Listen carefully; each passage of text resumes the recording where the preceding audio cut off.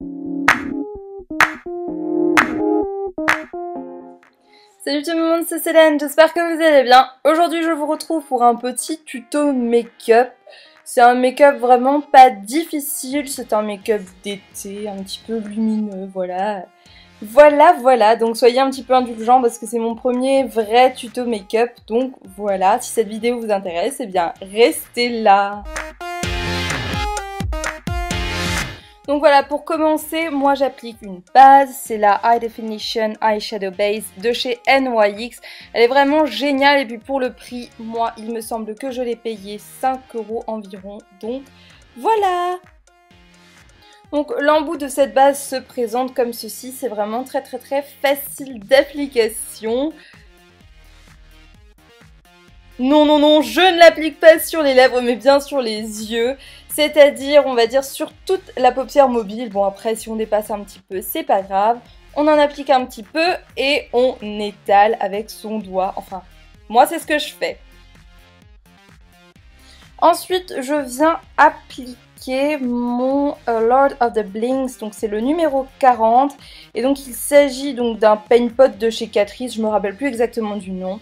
La couleur est vraiment juste magnifique et ça va vraiment illuminer, je trouve, et apporter encore plus de tenue au maquillage que je vais faire aujourd'hui. Je l'applique donc sur toute ma paupière, un petit peu mobile, un petit peu immobile. Et voilà, j'estompe un petit peu pour que ça ressemble à quelque chose. L'essentiel de mon maquillage aujourd'hui sera fait à l'aide de la palette de chez Kiko. Donc c'est une Color Party palette et c'est la numéro 4, Holy Vibrations ou Holy Vibration, que j'aime beaucoup. Je trouve que les couleurs sont très jolies et puis il y a du mat et du brillant. Moi je l'aime. Je me munis ensuite de mon pinceau de chez Sigma, j'adore cette marque de pinceau, donc c'est le E55 Eye Shading, donc c'est pour appliquer le fard à paupières. Je viens prendre le fard à paupières, donc un petit peu doré de ma palette de chez Kiko.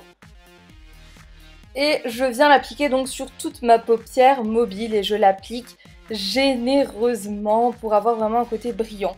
À savoir que la base de chez Catrice n'était pas indispensable, mais bon, moi j'aime bien. Je prends ensuite mon E30 de chez Sigma, donc c'est un petit pinceau précision, je dirais, pour appliquer, pour faire ma banane au-dessus de mon premier fard à paupières. Et même s'il est sale, ça va être très pratique. Puis je prends donc la couleur un petit peu brune, rouge. Donc c'est une couleur un petit peu rouge brique, je sais vraiment pas comment la décrire, elle est très spéciale. Donc je dessine ma banane, pour ça donc je commence à la moitié de mon œil et j'applique un petit peu comme un eyeliner en faisant du remplissage par la suite. Je sais pas si je suis très claire. En gros je dessine un petit peu au-dessus, un petit peu à l'arrache il faut le dire, et après j'estompe. Je prends ensuite un pinceau de chez Real Techniques, c'est le Deluxe Crease Brush, excusez-moi. Je l'ai eu dans un travel kit et je trouve que pour estomper pour les débutantes ou les filles pas très douées comme moi, je trouve que c'est un excellent pinceau parce qu'il estompe très bien. Il suffit de prendre comme repère l'os de son orbite et d'appuyer en faisant des petits cercles. Je regarde dans toutes les directions pour voir si ça ressemble un petit peu à quelque chose parce que c'est un petit peu le but. Et voilà ce que ça donne. Avec mes doigts un petit peu, j'efface si je vois que ce n'est pas très net. Bien sûr, c'est pas censé être net, mais bon, vous m'aurez comprise. Je reprends mon pinceau de chez Sigma et j'applique donc la couleur la plus claire de ma palette. C'est un petit peu un blanc nacré.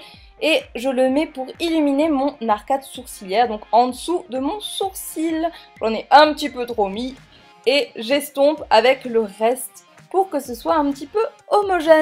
Je prends mon Accent Brush de chez Real Techniques. Donc c'est aussi un pinceau qui était dans le kit de voyage de chez Real Techniques. Donc c'est un petit pinceau précision avec lequel je vais venir prendre donc la couleur un petit peu vert d'eau de ma palette, qui est mat. Cette couleur, je vais venir l'appliquer donc en muqueuse tout d'abord.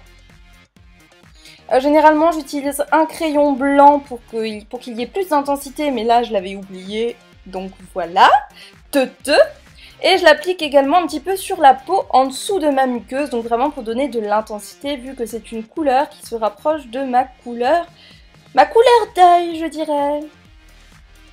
Donc là, Célène, elle en a un petit peu marre de ses cheveux et elle va se faire un magnifique kiki absolument dégueulasse pour pouvoir travailler tranquillement et pour que vous puissiez voir quelque chose.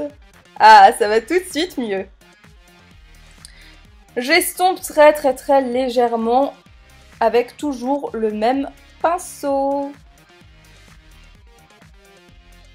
Voilà ce que ça donne. Toujours avec le même pinceau, je vais venir prendre donc ce bleu, je ne saurais le décrire, et je vais venir tracer avec une sorte de trait d'eyeliner, comme si je traçais mon trait d'eyeliner au crayon au-dessus de l'œil, en suivant le ras de cils supérieur, et donc en le continuant plus loin que ma paupière.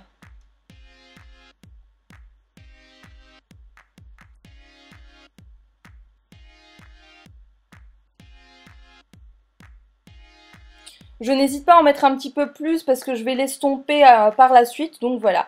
Ensuite, je prends mon Art Deco Baked Eyeshadow, donc cette étape-là est un petit peu, je dirais... vous pouvez la sauter, mais moi je l'aime beaucoup, c'est un fard à paupières que je trouve absolument magnifique. Je viens prendre surtout les tons foncés, on voit pas trop, mais il y a également des petites paillettes. Moi je l'aime vraiment beaucoup, ce fard à paupières là. Et je repasse sur mon trait d'eyeliner déjà formé. C'est juste une couleur un petit peu plus foncée pour souligner un petit peu mon regard. Mais cette étape est un petit peu à sauter si jamais vous n'utilisez que la palette de chez Kiko.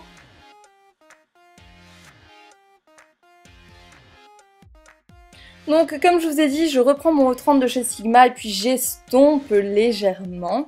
Alors mon œil gauche paraît plus foncé que le droit, mais je ne sais pas pourquoi. C'est vraiment qu'une impression. Oui, une impression. Je prends mon petit pinceau précision de chez Real Techniques et je prends donc un petit peu du verre d'eau et un petit peu de la couleur très claire nacrée pour justement rendre ce verre d'eau un petit peu brillant. Et je vais la mettre au coin interne pour apporter une petite touche lumière. Vous pouvez également voir toutes les petites imperfections de mon visage. Magnifique le zoom! Je reprends mon gros pinceau de chez Real Techniques cette fois et puis j'estompe là encore pour que ce soit homogène. Tout est question d'estompage.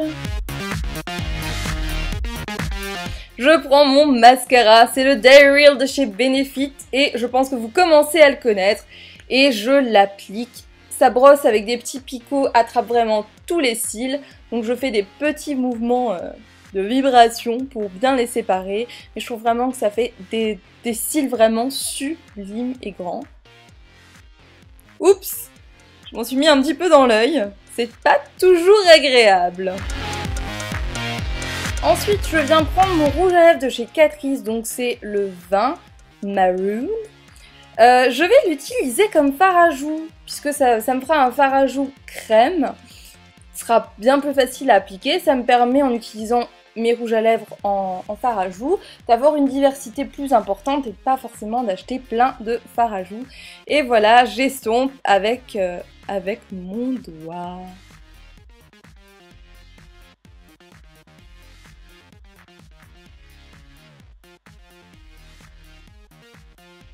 Ouh là là, j'avais envie d'éternuer. Passionnante ma vie, passionnante. J'applique ensuite le même rouge à lèvres donc sur mes lèvres. J'applique toujours de manière très grossière et puis j'estompe un petit peu avec mon doigt. Avec les rouges à lèvres Catrice, il n'y a vraiment pas besoin de mettre du crayon ou une base parce qu'ils tiennent vraiment longtemps. Bon, peut-être pas toute la journée, mais ils tiennent vraiment très bien.